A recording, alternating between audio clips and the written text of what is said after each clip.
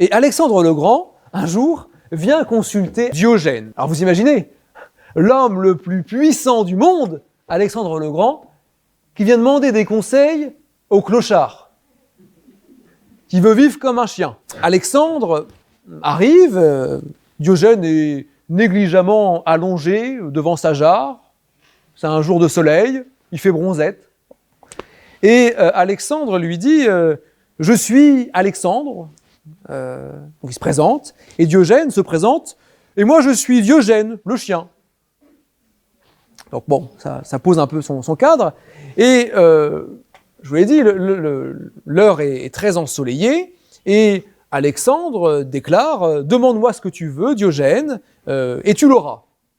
Et Diogène répond « Ôte-toi de mon soleil ». Donc en gros, dégage, tu me fais de l'ombre, j'arrive pas à faire bronzette. Donc en fait, il n'a absolument rien à demander, même à l'homme le plus puissant du monde. Ah. Finalement, il se satisfait très bien d'une vie très simple. Comme un chien qui prendrait le soleil en plein été, sur une terrasse, vous voyez, c'est la même chose.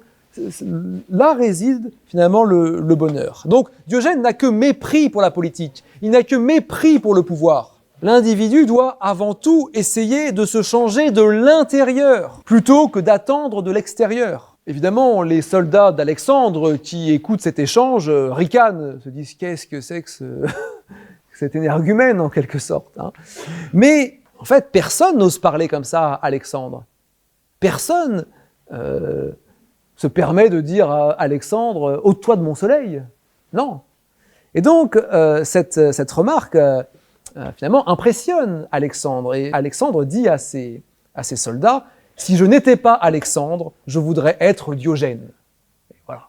C'est la reconnaissance suprême en fait, c'est-à-dire que finalement, Diogène a en quelque sorte tout compris en fait. Il s'est tellement affranchi des conventions sociales, de tout ce qui nous domine, de tout ce qui parfois nous fait souffrir, nous empêche d'être heureux, etc., qu'il y a une forme de fascination et d'admiration pour Diogène.